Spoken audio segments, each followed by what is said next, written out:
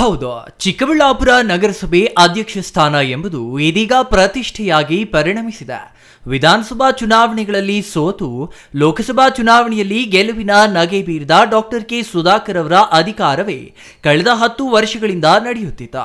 ಆದರೆ ಇದೀಗ ಚಿಕ್ಕಬಳ್ಳಾಪುರಕ್ಕೆ ಹೊಸ ಶಾಸಕರು ಬಂದಿರುವ ಹಿನ್ನೆಲೆಯಲ್ಲಿ ಇದೀಗ ರಾಜಕೀಯ ಬಿಸಿ ಏರಿದ್ದು, ಉಳಿದ 1 ವರ್ಷದ ಅವಧಿಗೆ ನಗರಸಭಾ ಅಧ್ಯಕ್ಷರು ಯಾರಾಗಲಿದ್ದಾರೆ ಎಂಬ ಕುತೂಹಲ ತೀವ್ರವಾಗಿದೆ.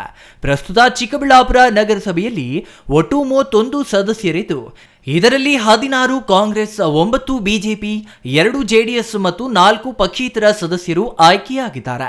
ಈ ಹಿಂದೆಯೂ ಸಾಮಾನ್ಯ ಅಭ್ಯರ್ಥಿಗೆ ನಗರಸಭಾ ಅಧ್ಯಕ್ಷರ ಮೀಸಲು ಪ್ರಕಟವಾಗಿದ್ದ ಕಾರಣ ಪಕ್ಷೇತರ ಸದಸ್ಯರಾಗಿದ್ದ ಆನಂದ ರೆಡ್ಡಿ ಅವರು ನಗರಸಭೆಯ ಮೊದಲ ಅವಧಿಗೆ ಅಧ್ಯಕ್ಷರಾಗಿದ್ದರು. ಈಗ ಮತ್ತೆ ಸಾಮಾನ್ಯ ಅಭ್ಯರ್ಥಿಗೆ ಅಧ್ಯಕ್ಷ ಗಾದಿ ಮೀಸಲಾಗಿದ್ದು, ನಗರಸಭೆ ಅಧ್ಯಕ್ಷ ಸ್ಥಾನಕ್ಕಾಗಿ ಪೈಪೋಟಿ ತೀವ್ರವಾಗಿದೆ. ಪ್ರಸ್ತುತ ಕಾಂಗ್ರೆಸ್ ಮತ್ತು ಬಿಜೆಪಿ ಉಭಯ ಪಕ್ಷಗಳಿಗೂ ಬಂಡಾಯದ ಬಿಸಿ ತಪ್ಪಿಲ್ಲ ಎಂಬ ಸ್ಥಿತಿ ನಿರ್ಮಾಣವಾಗಿದೆ. ಒಂದೇ ಸಮುದಾಯಕ್ಕೆ ಅಧ್ಯಕ್ಷ ಸ್ಥಾನ ನೀಡಲಾಗುತ್ತಿದೆ ಎಂಬ ಅಸಮಾಧಾನ ಸದಸ್ಯರಲ್ಲಿ ಮನೆ ಮಾಡಿತು. ಆದರೆ ಇದೀಗ ಕಾಂಗ್ರೆಸ್ನಲ್ಲಿ ಪರಿಸ್ಥಿತಿ ಬದಲಾವಣೆಯಾಗುವ ಸೂಚನೆಗಳಿವೆ ಎನ್ನುತ್ತಿವೆ ಎಲ್ಲಾ ಮೂಲಗಳು.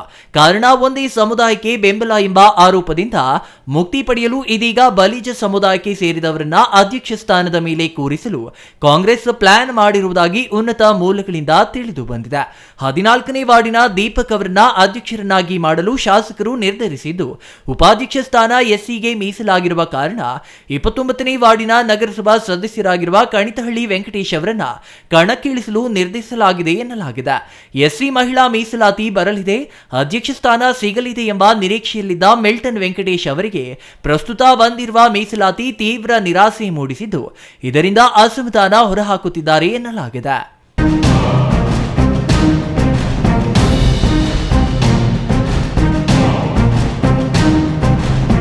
ಅಲ್ಲದೆ ಈ ಹಿಂದೆ ಕಾಂಗ್ರೆಸ್ ಚಿಹ್ನೆ ಹಿಡಿ ಗೆದ್ದು ಬಿಜೆಪಿ ಬೆಂಬಲಿಸಿದ್ದ ಸದಸ್ಯರ ವಿರುದ್ಧ ಅನರ್ಹತೆ ತೂಗುಕತಿ ನೇತಾಡುತ್ತಿದ್ದು, ಆದರೆ ವಿಪ್ ಉಲ್ಲಂಘಿಸಿದ್ದ ಎಲ್ಲಾ ಸದಸ್ಯರು ವಾಪಸ್ ಕಾಂಗ್ರೆಸ್ ಸೇರುವ ಮೂಲಕ ಅನರ್ಹತೆ ತೂಗುಕತಿಯಿಂದ ತಪ್ಪಿಸಿಕೊಂಡಿದ್ರ. ಆದರೆ ಇದೀಗ ಮತ್ತೆ ಕಾಂಗ್ರೆಸ್ಗೆ ಕೈಕೊಟ್ಟು ಬಿಜೆಪಿ ಬೆಂಬಲಿಸಲು ಹಲವು ಸದಸ್ಯರು ಸಿದ್ಧರಾಗಿರುವ ಬಗ್ಗೆ ಮಾಹಿತಿ ಇದ್ದು, ಹೀಗೆ ವಿಪ್ ಉಲ್ಲಂಘನೆ ಮಾಡಲು ಅಸಮಾಧಾನವೇ ಕಾರಣ ಎನ್ನಲಾಗಿದೆ. ಕಾಂಗ್ರೆಸ್ನಲ್ಲಿ ಪರಿಸ್ಥಿತಿ ಹೀಗಿದ್ರೆ ಬಿಜೆಪಿಯಲ್ಲಿ ಮಾತ್ರ ಎಲ್ಲವೂ ಸೈಲೆಂಟ್ ಆಗಿದೆ. ಸಂಸದ ಡಾಕ್ಟರ್ ಕೆ ಸುಧಾಕರ್ ಅವರು ಸಂಸತ್ ಕಲಾಪಗಳಿದ್ದ ಕಾರಣ ಮೊನ್ನೆಯವರೆಗೂ ದೆಹಲಿಯಲ್ಲಿದ್ರ. ಆದರೆ ದೆಹಲಿಯಿಂದ ಬಂದ ನಂತರವೂ ಅವರು ಚಿಕ್ಕಬಳ್ಳಾಪುರದತ್ತ ಮುಖ ಮಾಡಿಲ್ಲ. ಪ್ರತಿ ಸೋಮವಾರ ಜನಸಂಪರ್ಕ ಸಭೆ ನಡೆಸುತ್ತಿದ್ದ ಸಂಸದರು ನಿನ್ನೆ ಜನಸಂಪರ್ಕ ಸಭೆಗೆ ಆಗಮಿಸಲಿದ್ದಾರೆ ಎಂದು ಸೋಷಿಯಲ್ ಮೀಡಿಯಾದಲ್ಲಿ ಪ್ರಚಾರವನ್ನು ಮಾಡಲಾಗಿತ್ತು. ಆದರೆ ಕೊನೆ ಕ್ಷಣದಲ್ಲಿ ಸಂಸದರು ಜನಸಂಪರ್ಕ ಸಭೆಗೂ ಬಂದಿಲ್ಲ. ಬಿಜೆಪಿಯ 9 ಮಂದಿ ಸದಸ್ಯರಲ್ಲಿ ಹಲವರಲ್ಲಿ ಅಸಮಾಧಾನ ಹೊಗೆಯಾಡುತ್ತಿದೆ ಎಂಬುದು ಬಹಿರಂಗ ಸತ್ಯ.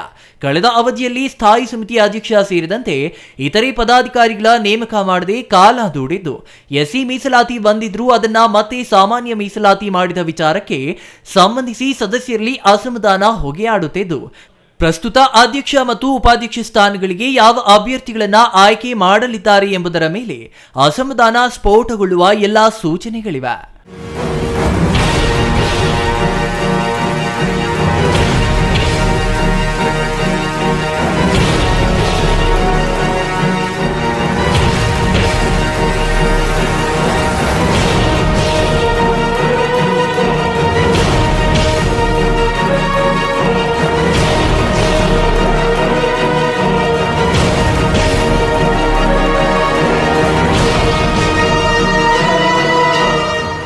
ಅಲ್ಲದೆ ಈ ಹಿಂದೆ ಬಿಜೆಪಿಯನ್ನ ಬೆಂಬಲಿಸಿದ 4 ಪಕ್ಷೇತರರು ಇದೀಗ ಸಂಸದರಿಂದ ಅಂತರ ಕಾಯ್ದುಕೊಂಡಿರುವುದು ವಿಶೇಷ.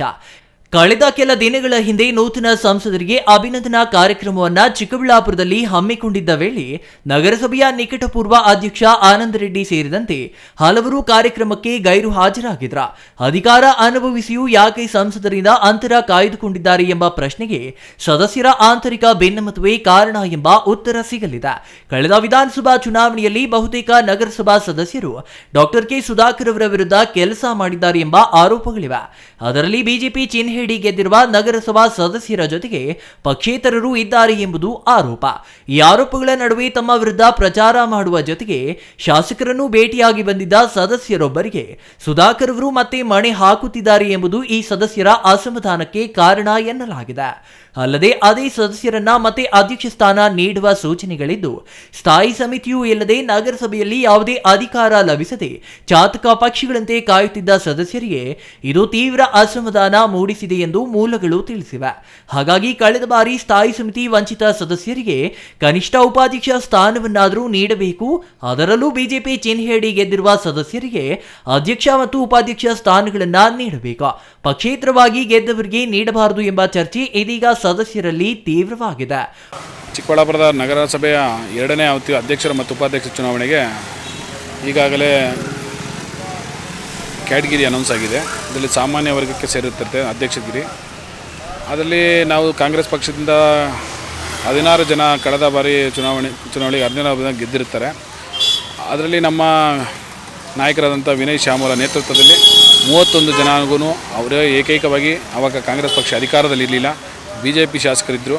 ಅಂಥ ಟೈಮಲ್ಲಿ ನಮ್ಮ ಜಿ ಎಚ್ ನಾಗರಾಜ್ ಅವರು, ಅವರ ಪುತ್ರ ವಿನಯ್ ಶ್ಯಾಮ್ ಅವರು ನಮ್ಮೆಲ್ಲರಿಗೂ ಬೆನ್ನೆಲುಬಾಗಿ ನಿಂತು ನಮಗೆಲ್ಲ ಥರದ ಸಹಾಯಗಳ ಚುನಾವಣೆಗೆ ಯಾವ ಥರ ಸಹಾಯಗಳ ಬಗ್ಗೆ ಎಲ್ಲನೂ ಮುಂದೆ ನಿಂತು ಮಾಡಿ ನಮ್ಮನ್ನೆಲ್ಲ ಜಯಶೀಲರಾಗಿ ಪ್ರಮುಖವಾದ ಪಾತ್ರ ಅವರೇ ವಹಿಸಿದರು. ಆದ ರಾಜಕೀಯ ಬದಲಾದ ಬೆಳವಣಿಗೆಗಳಲ್ಲಿ ಕಳೆದ ಬಾರಿ ನಾವು ನಮ್ಮ ಅಧ್ಯಕ್ಷರಿಗೆ ಕೈ ತಪ್ಪುತ್ತೆ, ನಮ್ಮ ಕಾಂಗ್ರೆಸ್ ಪಕ್ಷದಿಂದ ಕೈ ತಪ್ಪಿ ಅವರು BJP ಅವರು ಮಾಡಿದ್ದಾರೆ. ಈ ಬಾರಿ ಒಂದು ಅವಕಾಶ ಸಿಕ್ಕಿದೆ. ಶಾಸಕರು ನಮ್ಮವರಿದ್ದಾರೆ, ನಮ್ಮ BJP ಸರ್ಕಾರ ಇದೆ. ಶಾಸಕರು ನಮಗೆ ಸುಮಾರು ಜನ ನಾವು ಪ್ರಥಮ ಅವರ ಹತ್ರ ಕೇಳಿದಾಗ ನಾವು ಈ ಥರ ಅಧ್ಯಕ್ಷಗಿರಿಗೆ ಆಕಾಂಕ್ಷಿಗಳಿದ್ದೀವಿ ಅಂತ ನಾವು ಕೇಳ್ಕೊಂಡಾಗ ನಾವು ನಿಮಗೆ ಸಹಾಯ ಮಾಡ್ತೀವಿ ಅಂತ ಹೇಳಿದ್ದಾರೆ. ಅವ್ರು ನಮಗೆ ಫಸ್ಟು ಆಶ್ವಾಸನೆ ನೀಡಿದ್ರು. ಅದು ಆಶ್ವಾಸನೆ ನಮ್ಮ ನಾಯಕರ ಬಳಿಗೆ ತಿಳಿಸಿದ್ದೀವಿ. ಎಲ್ಲ ನಾಯಕರ ಹತ್ರ ನಮ್ಮ ಸ್ನೇಹಿತರು ಹಿತೈಷಿಗಳಿಗೆಲ್ಲ ತಿಳಿಸಿದ್ದೀವಿ. ಅದೇ ಮುಖಾಂತರ ನಾವು ಪ್ರಬಲವಾಗಿ ಅದನ್ನು ಸ್ಪರ್ಧೆ ಮಾಡಲು ನಾವೆಲ್ಲ ಅರ್ಹತೆಗಳು ಹೊಂದಿರ್ತೀವಿ.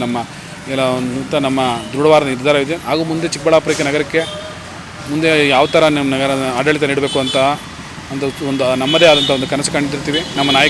ನಮ್ಮ ಶ್ಯಾಮ್ ಅವರ ನಾಯಕತ್ವದಲ್ಲಿ ಹಾಗೂ ಶಾಸಕರ ಬೆಂಬಲದಿಂದ ಮಾಡಬೇಕು ಅಂತ ಇಚ್ಛಿಸ್ತಾ ಇದ್ದೀವಿ. ನೋಡೋಣ ಮುಂದೆ ಏನಾಗುತ್ತೋ ಗೊತ್ತಿಲ್ಲ. ಇನ್ನು ನಮ್ಮ ನಾಯಕರೆಲ್ಲ ಸೇರಿ ನಿರ್ಧಾರ ತೊಗೊತೀವಿ ಅಂತ ಹೇಳಿದರೆ ಶೀಘ್ರದಲ್ಲೇ ಆ ಮುಂದಿನ ನಡೆ ಯಾವ ಥರ ನಮ್ಮನ್ನು ನಡೆಸ್ಕೊತಾರೆ ಅದ್ರ ಮೇಲೆ.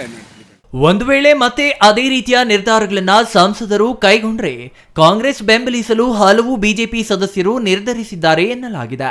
ಅಲ್ಲದೆ ವಿಶ್ವಕರ್ಮ ಸಮುದಾಯಕ್ಕೆ ಸೇರಿದ AB ಮಂಜುನಾಥ್ ಅವರು ಬಿಜೆಪಿಯಲ್ಲಿ ಅಧ್ಯಕ್ಷ ಸ್ಥಾನದ ಆಕಾಂಕ್ಷಿಯಾಗಿದ್ದು, ಶತಾಯಗತಾಯ ತಮಗೆ ಅಧ್ಯಕ್ಷ ಸ್ಥಾನದ ಅವಕಾಶ ನೀಡಲೇಬೇಕು ಎಂಬ ನಿರ್ಧಾರ ಕೈಗೊಂಡಿದ್ದಾರೆ. ಇದರೊಂದಿಗೆ ಉಪಾಧ್ಯಕ್ಷ ಸ್ಥಾನದ ಸಮಸ್ಯೆಯು ತಲೆ ಎತ್ತಿದ್ದು, ಕಾಂಗ್ರೆಸ್ ಅಭ್ಯರ್ಥಿ ದೀಪಕ್ ಅವರನ್ನ ಸಮರ್ಥವಾಗಿ ಎದುರಿಸಿ ಅಧ್ಯಕ್ಷ ಸ್ಥಾನ ಗಿಟ್ಟಿಸಿಕೊಳ್ಳುವ ನಾಯಕ ಬಿಜೆಪಿಯಲ್ಲಿ ಯಾರಾಗಲಿದ್ದಾರೆ ಎಂಬ ಕುತೂಹಲ ಎಲ್ಲರಲ್ಲೂ ತೀವ್ರವಾಗಿದೆ. ಒಟ್ಟಿನಲ್ಲಿ ಮೀಸಲಾತಿ ಘೋಷಣೆಯಾದ ದಿನದಿಂದಲೂ ನಗರಸಭೆ ರಾಜಕೀಯ ತೀವ್ರವಾಗಿದ್ದು, ಉಭಯ ಪಕ್ಷಗಳಲ್ಲಿಯೂ ಅಧ್ಯಕ್ಷ ಉಪಾಧ್ಯಕ್ಷ ಸ್ಥಾನದ ಆಕಾಂಕ್ಷಿಗಳ ಪಟ್ಟಿ ಹೆಚ್ಚಾಗುತ್ತಲೇ ಇದೆ. ಇನ್ನು ಚುನಾವಣೆಗೆ ದಿನ ನಿಗದಿಯಾಗುವುದಕ್ಕೂ ಮೊದಲೇ ಪರಿಸ್ಥಿತಿ ಗಂಭೀರವಾಗಿದ್ದು, ಸಂಸದರು ಅಖಾಡ ಪ್ರವೇಶಿಸಿದ ನಂತರ ಅದು ಮತ್ತಷ್ಟು ತೀವ್ರವಾಗಲಿದೆ ಎಂಬ ಎಲ್ಲಾ ಲೆಕ್ಕಾಚಾರಗಳಿವೆ.